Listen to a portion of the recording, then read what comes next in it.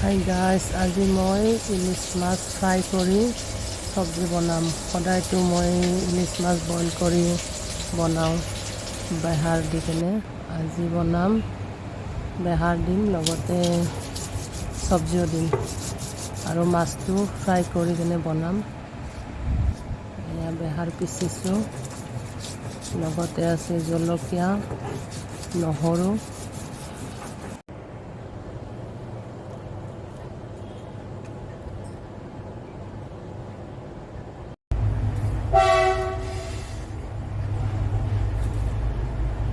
ইয়াতে দিছোঁ অকণমান সৰিয়হৰ তেল। তাৰপিছত দিম মই জিৰা, গোটা জিৰা কেইটামান, পিঁয়াজ আছে দুটা।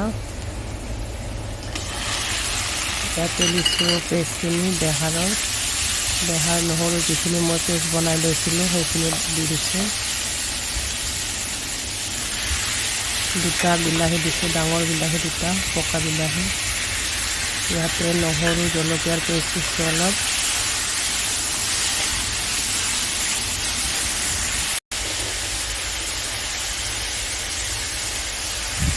অলপ নিমখ দিছোঁ।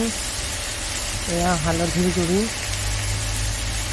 অলপ ধনিয়া গুড়ি, জিৰা ধনিয়া, লগতে দিম মই জালুকৰ গুড়ি।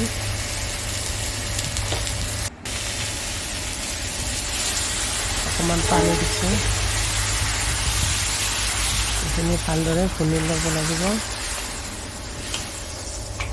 ইয়াতে 1 চামুচ শুকান জলকীয়াৰ গুড়ি দিছোঁ।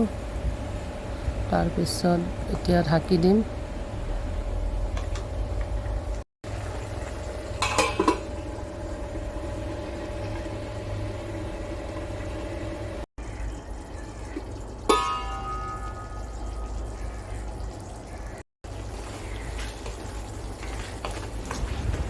ভুনা হৈ গ'ল, ইয়াতে আমি চব্জিখিনি ঢালি দিম।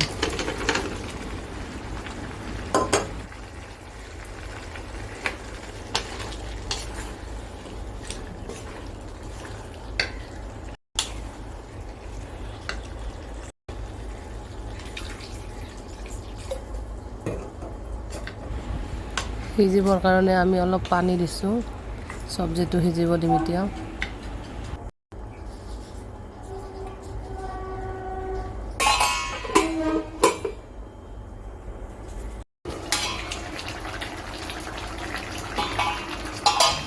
চব্জিটো প্ৰায় 80% সিজিছে। এতিয়া আমি মাছ দি দিম। ইয়াতে মাছ দি অলপ টাইম উতলিব দিম, ৰেডি হৈ যাব।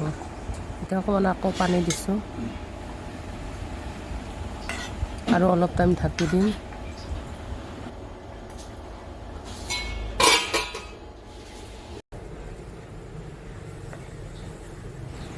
তৰকাৰীটো এক উতল মাৰিলে আমি এয়া ধনিয়াৰ পাত দিম।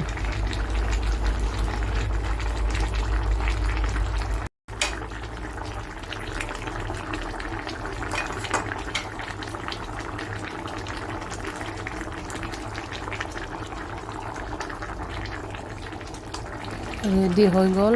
কেনেকুৱা লাগিলে ৰেচিপিটো জনাবচোন কমেণ্ট কৰি। ভাল লাগিলে চেনেলটো ছাবস্ক্ৰাইব কৰি ল'ব।